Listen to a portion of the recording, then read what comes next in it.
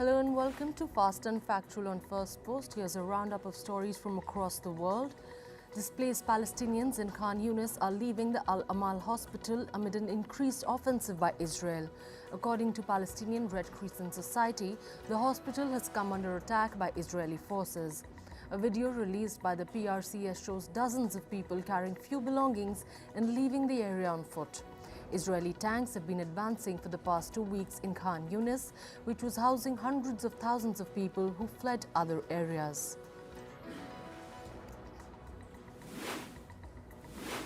The United Nations Relief and Works Agency for Palestinian Refugees has accused Israeli Navy of hitting a humanitarian food convoy.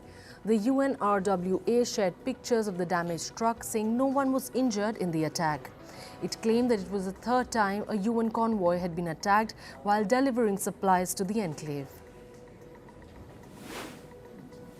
A 14-year-old Palestinian boy was shot dead by Israeli forces. The Israeli police said that the boy was being investigated during an ongoing security operation. That's when the teen allegedly brandished a knife and attempted to stab an officer. The officers then responded with fire and shot him. Nearly 4 months of fighting between Israel and the Lebanese militant group Hezbollah has upended the lives of residents on both sides of the border. Tens of thousands of people have been forced to flee their homes. Many are unclear when or if it will be safe to return. Israel and Hezbollah have been exchanging fire on the border ever since the Israel-Hamas war broke out. Iran's Supreme Leader Ayatollah Ali Khamenei has called on Islamic nations to cut economic ties with Israel. Khamenei says this will deal a decisive blow to the country. He also criticized America for supporting Israel. His comments come as the US and Britain double down on their strikes against more Houthi targets in Yemen. The Pentagon has issued an update regarding its recent strikes against Iran-linked targets in Iraq and Syria. A spokesperson said that the strikes had destroyed or functionally damaged more than 80 targets at the 7 facilities. However, he added that the Pentagon was not aware of any Iranian deaths. The Buckingham Palace has said that King Charles has been diagnosed with cancer. The British monarch has started regular treatments and for now he will postpone public duties. No further details have been shared on the stage of cancer or a prognosis. The 75-year-old monarch was crowned in September 2022. That was following the death of his mother, Queen Elizabeth. Italian authorities said they'd arrested 14 people after a disorder broke out at a migrant detention center near Rome. Chaos erupted after a young man being held there died by suicide. Detainees managed to force their way out into a car park, setting fire to mattresses and throwing objects. Police fired tear gas as they struggled to regain control of the facility. 2 police officers and a soldier were injured. Mexico's President López Obrador has proposed sweeping constitutional reforms. This includes measures to overhaul the judiciary, electoral law, pensions and environmental regulations. The announcement comes months before a presidential election. The proposed constitutional reforms have been handed to the lower house of Congress for discussion. Guatemala has said that it is considering reaching out to develop formal ties with China. The Central American country is one of a handful of Taiwan's remaining allies. However, the country has said it plans to maintain its existing relations with Taiwan. More countries are now seeking ties with the world's second-largest economy. This comes amid escalating tensions between China and Taiwan. China claims Taiwan as its own territory, but Taipei rejects Beijing's claims. At least 10 police personnel were killed and 6 others were injured in Pakistan. This after militants attacked a police station in the Khyber Pakhtunkhwa region. At around dawn yesterday, militants attacked the police station with sniper fire and then entered the building. This comes as Pakistan is headed for parliamentary elections this week. However, it isn't clear who was behind the attack or whether it was poll-related violence. Protests shut down major cities in Haiti yesterday. Demonstrators clashed with police and demanded the resignation of Prime Minister Ariel Henry. This comes as citizens blame the government for failing to tackle increasing crimes in the country. They added that a wave of violence has made normal life impossible for them. Haiti is facing a worsening conflict between alliances of heavily armed gangs. This has given rise to sexual violence, lootings, and indiscriminate killings.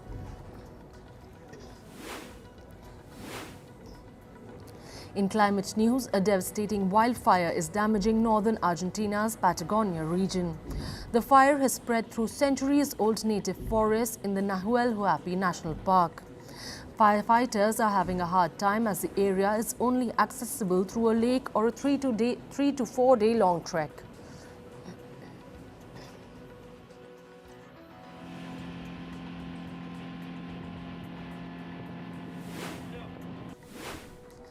A deadly Pacific storm battered Southern California with torrential rain.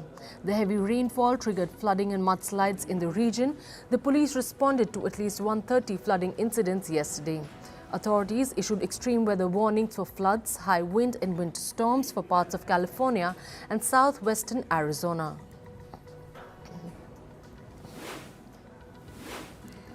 Heavy snowfall combined with strong winds brought Canada's Atlantic coast to a standstill. The province of Nova Scotia received more than 100 centimeters of snow yesterday. Trains were halted and schools and businesses were shut down. The Cape Breton island also received over 100 centimeters of snow, triggering local authorities to declare a state of emergency. Tokyo is experiencing heavy snowfall. The city's fire department reported at least 105 people were rushed to the hospital after slipping and falling in the snow. Workers were deployed outside railway stations who consistently cleared the snow with shovels and brooms. However, despite extreme weather conditions, the transportation system did not experience significant disruptions. Freezing rain, snow and ice are disrupting the life of people in central and eastern China. Hundreds of trains have been cancelled, delayed or suspended. The extreme weather conditions have affected travel plans of millions of Chinese from across the globe who travel back home to celebrate the Chinese New Year with their families. Rising groundwater levels in Libya's Zitan city is causing floods. Residents were forced to evacuate their homes due to fears of erosion and structural collapse. Water company trucks are pumping out hundreds of thousands of gallons of water every day. According to a geologist, the issue is because of the city's central area lacks a sewer network. The problem aggravates when rainwater mixes with sewage water. Dense fog enveloped Pakistan's second-largest city of Lahore. Visibility drastically reduced because of the fog, causing travel chaos. According to the satellite data analyzed by Indian Meteorological Department, extensive fog since 2014.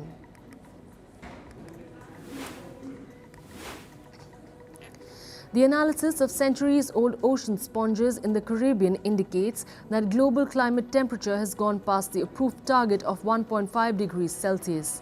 Sponges are animals that filter water. This is according to a study published in a British Nature journal. Scientists say the rate of change is much faster than they thought. On to business and tech news. World Bank has rejected allegations of child sexual abuse cover-up by its private investment arm IFC. President Ajay Banga denied that there was a legal effort of cover-up by the IFC. Last year, reports of sexual abuse emerged from a Kenyan private school chain. IFC was an investor in these schools till 2022. Rights groups say the agency ignored evidence of child sexual abuse even after receiving several complaints. An investigation was launched in 2018 after the parents of the victims contacted the World Bank's office.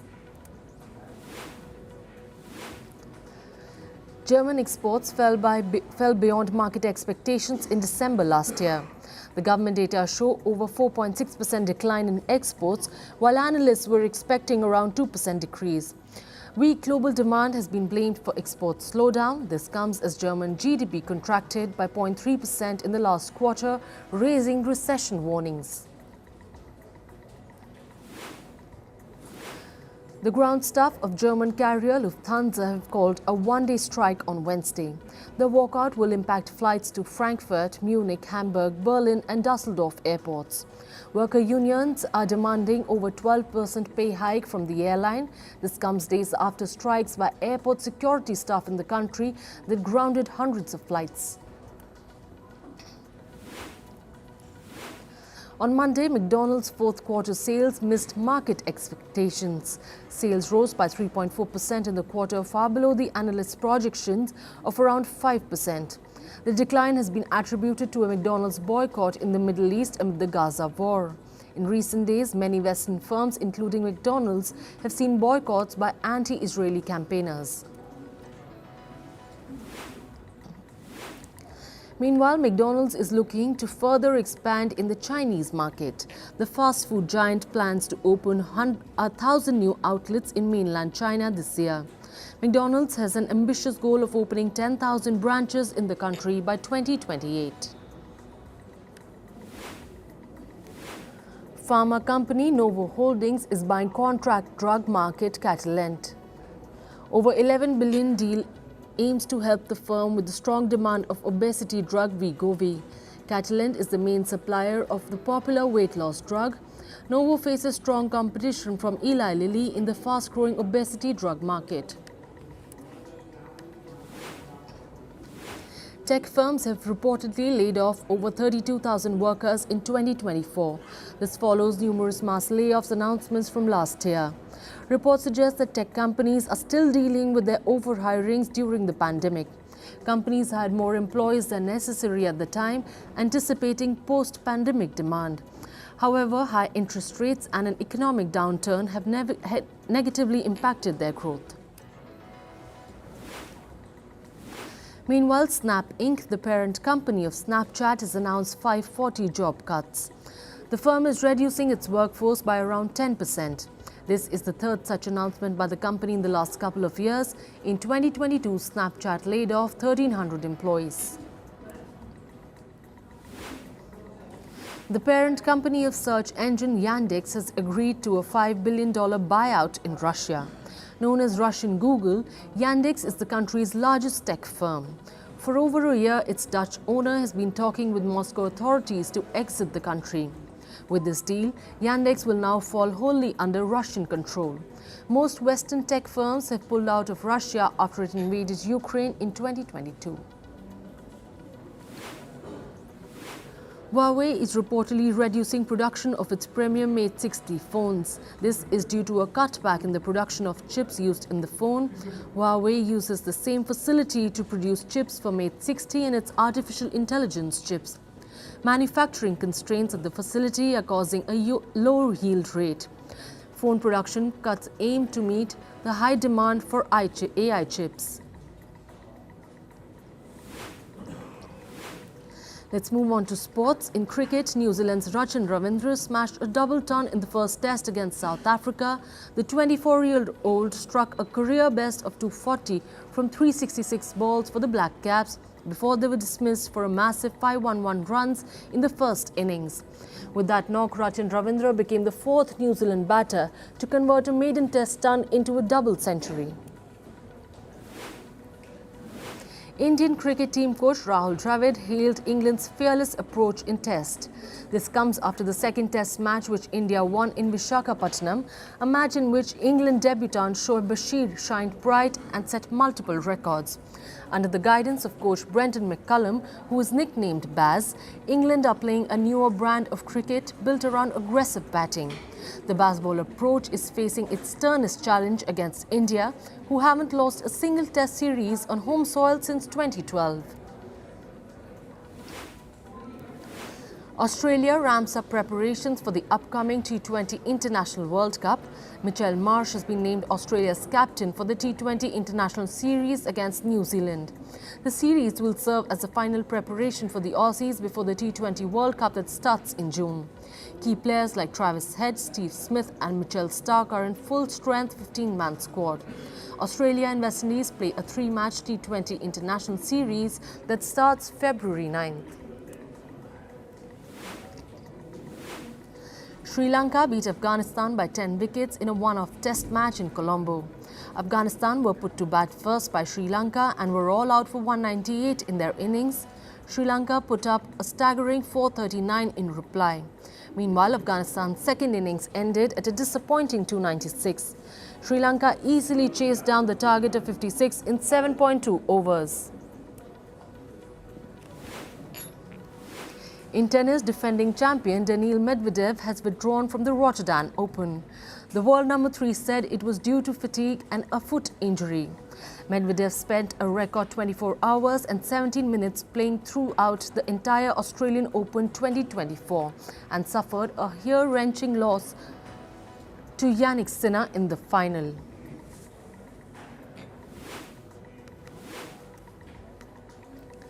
Tennis's top aces Novak Djokovic, Rafael Nadal, Jannik Sinner are slated to participate in a grand exhibition event in Saudi Arabia in October.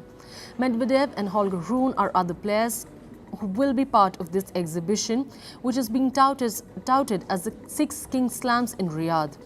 This is Saudi Arabia's latest move in tennis after it recently named Nadal the ambassador for the Saudi Tennis Federation.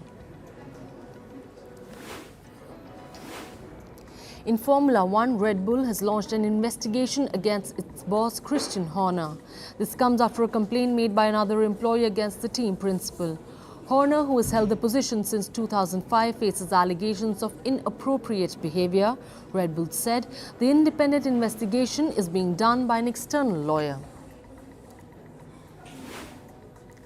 In football, organizers of a friendly match in Hong Kong expressed regret and said they would withdraw a bid for a government grant worth $2 million. The football match between Messi's team Inter Miami and local Hong Kong team. However, Messi was benched during the match due to an injury. His no-show angered thousands of fans who had shelled out large sums to see him in action. The U.S. city of Las Vegas is bracing for the epic Super Bowl showdown. The Super Bowl 58 week in Nevada was officially declared open by the state governor yesterday. Reigning champions Kansas City Chiefs will take on San Francisco 49ers on February 11th in what will be America's biggest sporting fiesta. National Football League Commissioner Roger Goodell, during a Super Bowl conference, said Taylor Swift's connect with the league has been working wonders. Swift is currently dating Kansas City Chiefs star tight end Travis Kelce. Ever since their relationship was revealed, NFL has hit record female viewership. The NFL commissioner said that her presence has been positive. Moving on to entertainment now, and there's more good news for Taylor Swift fans. The pop star's upcoming album finally has a release date. Swift will release her next album on 19th of April. The singer announced her upcoming album at the 66th Grammy Awards, which is titled The Tortured Poets Department. Barbie actor America Ferrera is all set for a directorial debut. Her film I'm Not Your Perfect Mexican Daughter is now reportedly under development. The movie was previously backed by the streaming platform Netflix, but it is reportedly moved to Amazon now. The story follows a young teen who wants to become a famous writer. The upcoming Jurassic World movie will release on the 2nd of July 2025. The film will showcase new tales of the mighty dinosaurs, unlike the ones seen in the Jurassic Park franchise. According to reports, Deadpool 2 director David Leitch has been tapped to direct the film. Sports drama film The Iron Claw will release on 9th of February in India. The film starring Zac Efron and Jeremy Allen White was released last year. According to reports, the film was delayed release in India can be attributed to its limited release strategy. The film is considered to be on a limited release list when it plays in less than 600 theatres.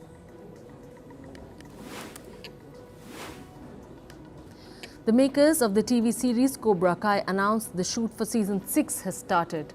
A teaser of the cast celebrating the show's final season was released. Netflix announced a renewal of a show a year ago, but due to the Hollywood actors and writers strike, the production could not start. The release date of the series is yet to be announced. Director James Cameron may not direct the Avatar franchise films after Avatar 4. He said, and I quote, "I probably will be handing over the baton." However, Cameron also said in an interview that he has ideas for Avatar 6 and Avatar 7. The third installment of the record-breaking franchise is in post-production, while 50% of Avatar 4 is complete. Hollywood celebs like James Cameron, Keanu Reeves, Christopher Nolan and Jodie Foster were felicitated at the Saturn Awards this year. The Saturn Awards are presented by the Academy of Science Fiction, Fantasy and Horror Films annually. The event was held in Los Angeles. The hype around Netflix's Squid Game Season 2 is growing. Netflix stated that the new actors have been roped in for the upcoming season of the Korean-language thriller. New members include actors like Yim Soo-won, Kang Han-yeol, Lee Jin-wook and many more. The new story will revolve around Ji-han's mission of starting a chase with a motive. However, the release date of the anticipated series is yet to be announced. Actor and businesswoman Jessica Alba has launched her own production company. The company has been named Lady Spitfire. She aims to produce boundary-pushing, female-driven and culturally diverse stories. Under the banner of Lady Spitfire, Alba is shooting for projects like Honest Renovations, Trigger Warning and Flash Before the Bang. The race to secure a promotional space at the upcoming football championship Super Bowl has started. According to reports, promotions for the films such as Deadpool 2, Wicked and Bob Marley One Love may flash during the games. The advertising charges this year have reportedly shot up to $7 million for a 30-second space. Hollywood studios use the most-watched television event, the Super Bowl, to promote their upcoming films. The Super Bowl championship will start from the 11th of February.